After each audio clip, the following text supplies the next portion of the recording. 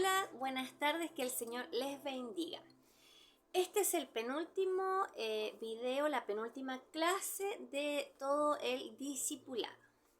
Y en esta ocasión vamos a ver fundamentos de principios, porque anteriormente estuvimos viendo los fundamentos doctrinales, nuestra base, nuestro fundamento de la fe cristiana. Pero hoy día vamos a ver un fundamento de principios que son dos. Uno, que Dios es amor, y dos, centrados en su presencia, ¿ya? Y vamos a partir con el fundamento de principios, que Dios es bueno. La palabra del Señor dice en Salmos capítulo 86, versículo 5, y lo vamos a leer. Porque tú, Señor, eres bueno y perdonador, grande en misericordia para con todos los que te invocan. Podemos entender que de las características que salen en la palabra de Dios, se señala frecuentemente que Dios es bueno, que es clemente, que es misericordioso, que es compasivo, que es paciente, que es fiel. Sabemos que hay muchas características de Dios que no vamos a terminar nunca de conocer. Alguien puede conocer realmente a Dios, pero lo que sale en la palabra es esto. Señala lo misericordioso, lo compasivo que es el Señor. También hay un versículo en donde se muestra la característica más grande de Dios, que es el amor. Y es Juan 3, 16 y 17, que son muy conocidos. Porque de tal manera amó Dios al mundo, que ha dado a su Hijo unigénito, para que todo aquel que en él cree no se pierda, mas tenga vida eterna. Porque no envió Dios a su Hijo al mundo para condenar al mundo, sino para que el mundo sea salvo por él. El plan de salvación no es para condenar ni juzgar al mundo, sino para que todo el mundo sea salvo por Cristo. Y la verdad es que en el corazón de Dios está que nadie se pierda. Entendemos por este versículo que Jesús es la teología perfecta, que Jesús nos muestra a Dios. Si alguien quiere conocer cómo es Dios, quién es Dios, debe primero conocer a Jesús. Él revela al Padre. Entonces vemos en este versículo que Jesús es el camino y el restaurador para poder conocer el amor de Dios. Recuerden, Dios es bueno y Dios no es que tenga amor, Dios es amor. La Escritura señala que Él es amor, por lo tanto, todo lo que nosotros creemos o pensamos debe basarse en eso, en que Él es amor.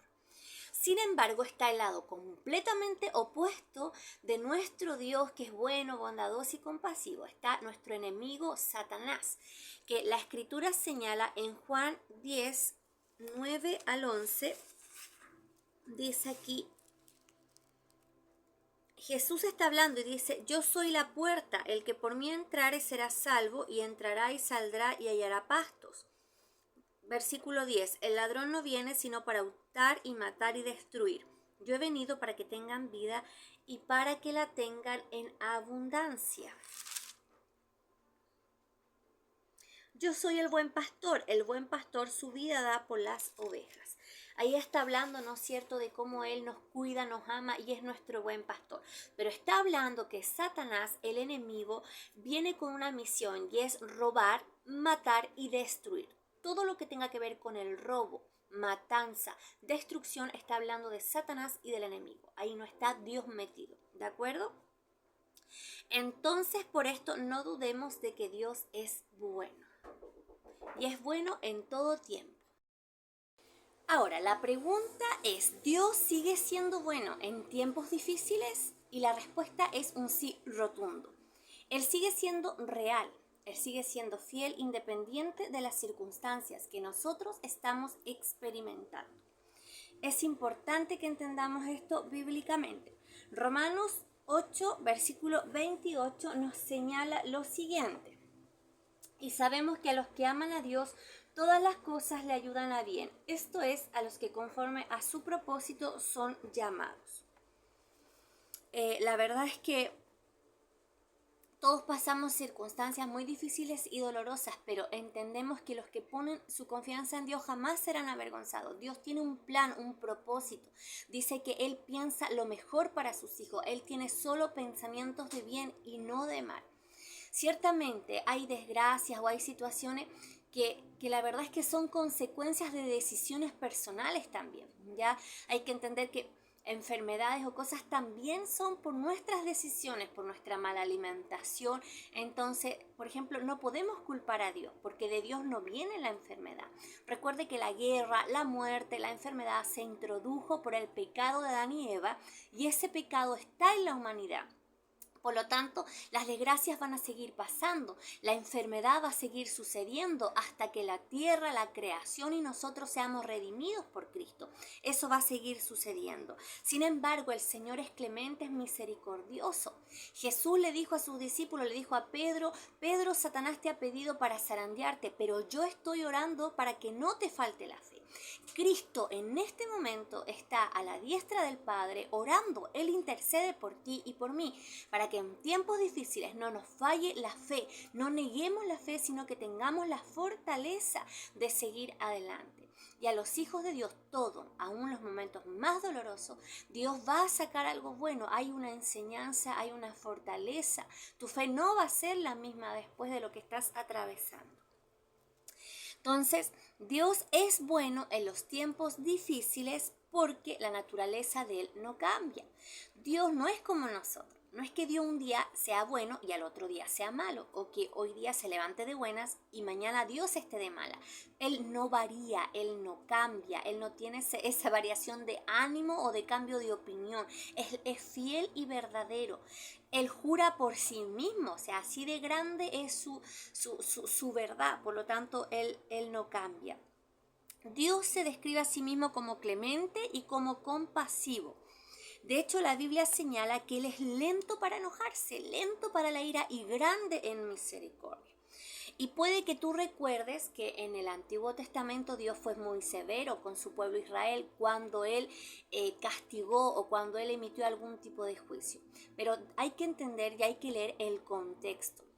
Generalmente Israel cuando desobedeció, Dios habló una vez, 2 veces, 3 veces, 4 veces, 5 veces, o sea, hasta 10 veces dice en el Antiguo Testamento, Dios hablaba y decía, vuélvanse de sus malos caminos, arrepiéntanse y yo les perdonaré. Y el ser humano, el hombre, su pueblo, se negaban a obedecer rebeldemente. Entonces, tú que eres padre o madre, cuando tu hijo está haciendo algo, que está corriendo peligro, no sé, agarró un cuchillo en la cocina, algo que tú sabes que causa un peligro tal vez de muerte, y uno los reta, ¿no es cierto? Y les dice, una vez, deja de hacer eso porque te va a pasar eso. Ya, y no te hace caso. 2 veces, no te hace caso. Ya la tercera uno pierde la paciencia y uno inmediatamente, ¿no es cierto?, empieza a retar a sus hijos. Entonces, Dios es más paciente que nosotros. Dice que Él tarda en airarse y tiene gran misericordia. Podemos ver por la Escritura que Dios es inmensamente generoso y bondadoso. ¿De qué forma yo puedo ver la generosidad y la bondad? En Juan 3:16, cuando la Escritura me dice que Él dio la vida de su propio Hijo por amor y sacrificio y por sacrificarlo para que la humanidad y las personas sean salvas por Él.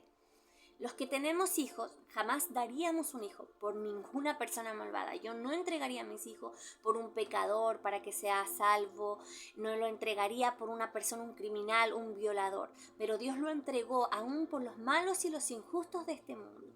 Por lo tanto, si Dios entregó a su Hijo y no nos negó a su Hijo, no nos negará ninguna cosa que esté en su voluntad. Dios es fiel y bondadoso.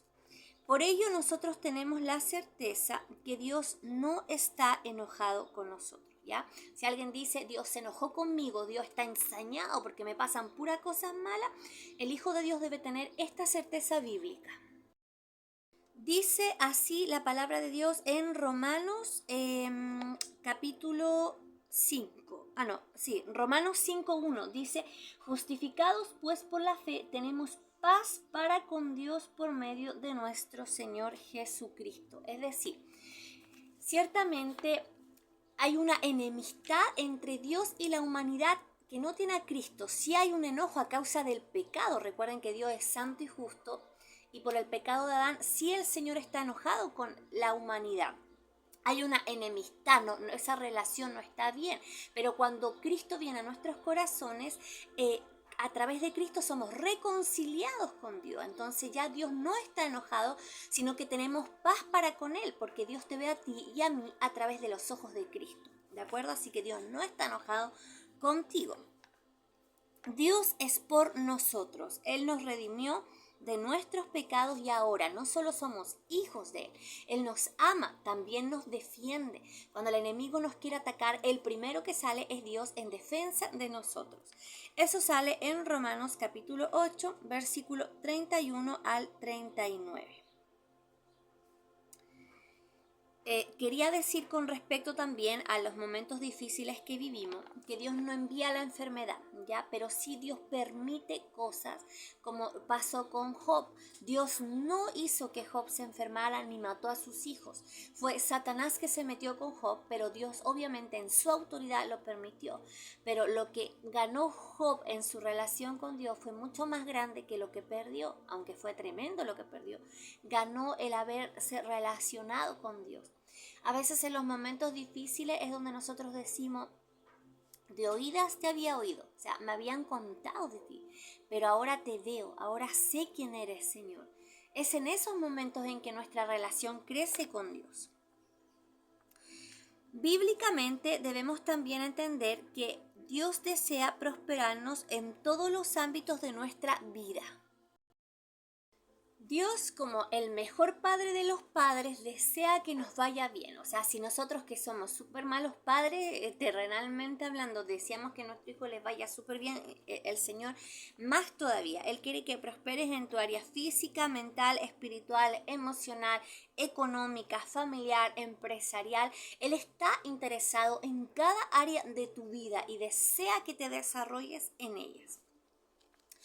También nosotros como cristianos operamos desde la premisa de que Dios quiere salvar y sanar a todos. Ojo con eso de decir, ¿no? Que ser tan enjuiciadores o mandar a todo el mundo al infierno o decir, no, este no tiene salvación, porque la verdad es que la palabra del Señor nos enseña, por ejemplo, en 2 de Pedro 3:9 dice, el Señor no retarda su promesa, según algunos la tienen por tardanza, sino que es paciente para con nosotros, no queriendo que ninguno perezca, sino que todos procedan al arrepentimiento. O sea, el Señor no quiere que nadie perezca. En verdad, Dios desea que todo el mundo se arrepienta y pueda hallar salvación. Nos negamos a creer que Dios pone enfermedad para enseñar lecciones a la gente o para castigarlo, ¿ya? No creemos en un evangelio del terror, porque este evangelio del terror significa que nosotros servimos a Dios por miedo a irnos al infierno. Cuando nosotros lo hacemos porque amamos a este Dios bondadoso, a este Dios de gran misericordia. Recuerde, siempre pregúntese, ¿por qué yo estoy sirviendo a Dios? ¿Por qué yo estoy buscando a Dios? ¿Cuál es la intención del corazón? ¿Es porque le tengo terror al infierno, a un castigo? ¿Porque pienso que es un padre malo? ¿O es porque lo amo? Porque entiendo que no quiero herir el corazón de un padre tan bueno, porque quiero estar una eternidad con Él y no me imagino una vida sin Él. Ahora, el hecho de que Dios sea extremadamente bueno tampoco significa que yo puedo hacer lo que yo quiera, porque Dios se lastima con mis acciones. Hemos visto que el Espíritu Santo también es súper sensible a lo que hablamos, a lo que decimos, entonces también debemos poner cuidado. Dios es amor, Dios me va a perdonar, Dios me va a levantar, me va a dar muchas oportunidades, pero cuando uno ama a alguien, amas a tu hijo, amas a tu pareja, tú tratas de no lastimar a la persona que tú amas. ¿Cuánto más con el Señor, a quien decimos que amamos? Ahora Dios, Él es muy bueno. Pero eso no quiere decir que vaya a pasar de largo mi pecado y no me confronte con mi pecado. Al contrario, si tú o yo estamos pecando y estamos cometiendo un error que nos va a costar la vida, Dios como nos ama nos va a confrontar con ese pecado y nos va de alguna manera a decir esto no está bien, porque nos ama y quiere que nosotros seamos salvos. Otra cosa importante.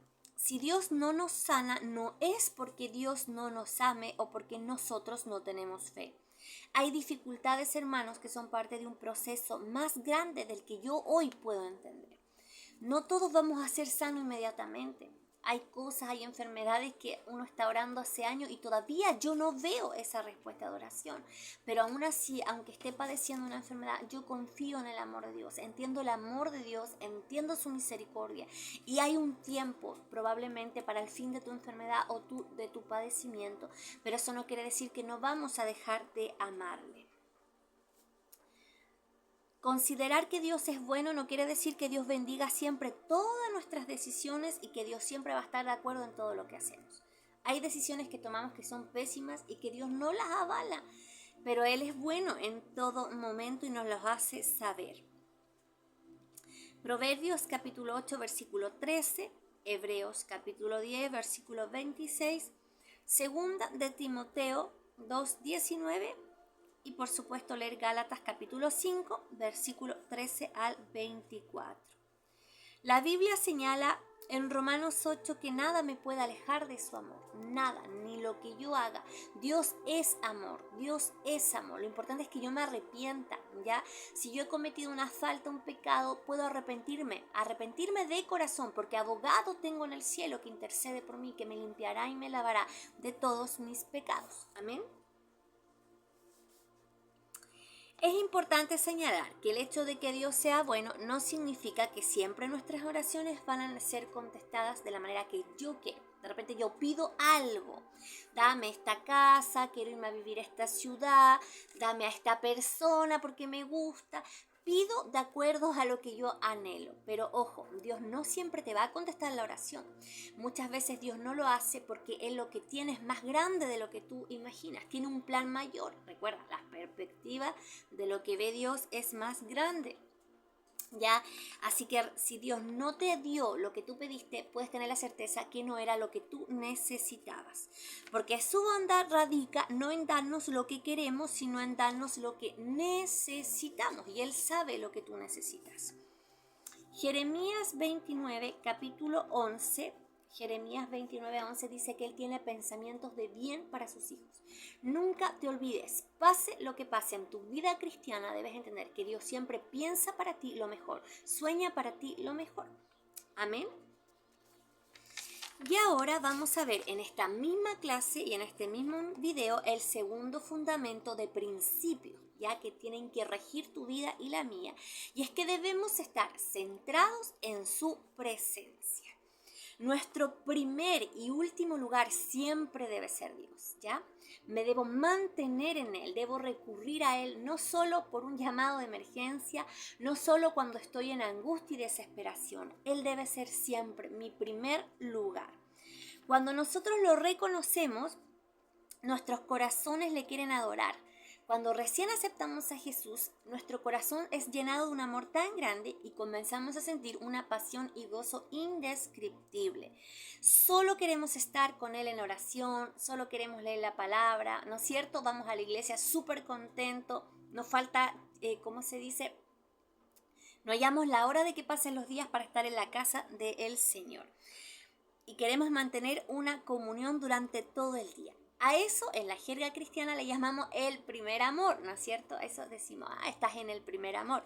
Es como cuando recién te enamoraste de tu esposo, de tu esposa, que no había sed, hambre, frío, nada que te detuviese para ver a la persona amada. Lo mismo pasa con nosotros cuando amamos al Señor. No hay frío, no hay hambre, no hay sueño. Lo único que queremos estar es con Dios.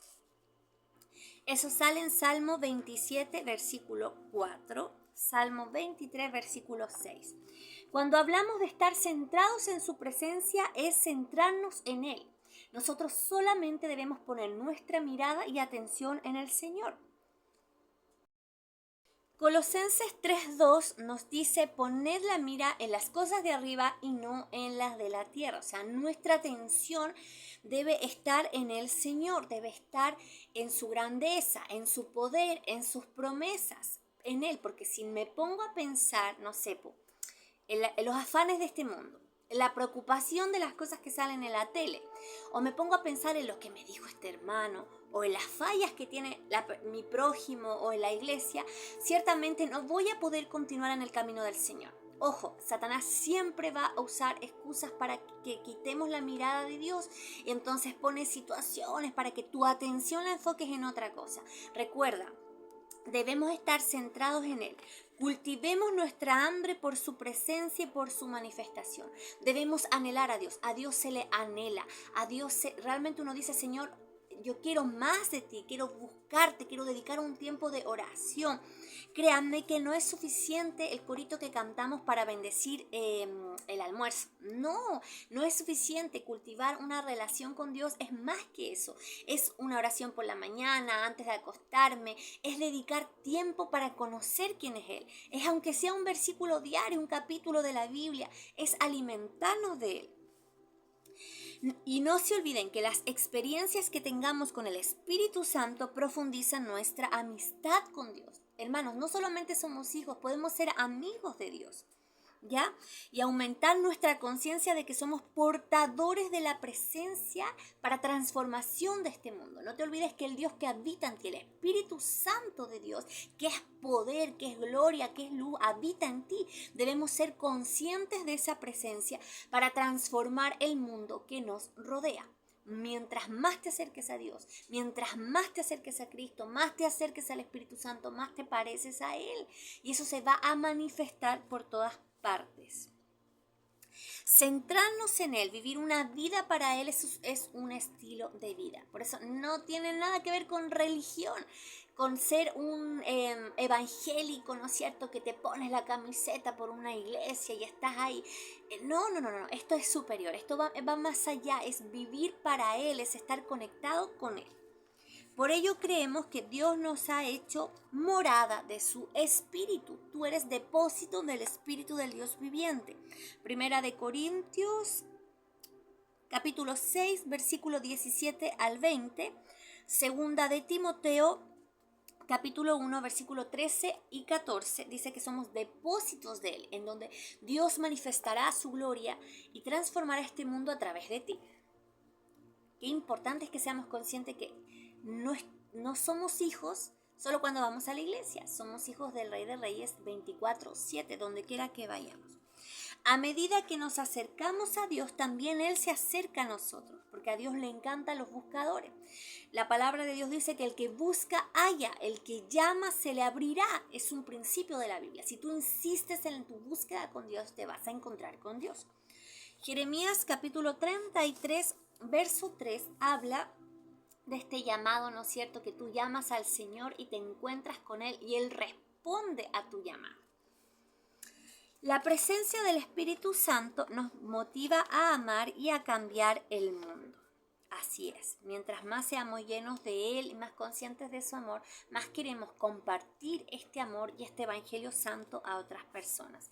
Esa es nuestra gran comisión, la de Mateo capítulo 28, versículo 18 al 20. Estamos llamados a estar conscientes de la presencia de Dios. Nosotros no estamos llamados a tener una relación distante, lejana, ver a Dios como lo más lejano posible, como un Dios frío que no se preocupa por mí.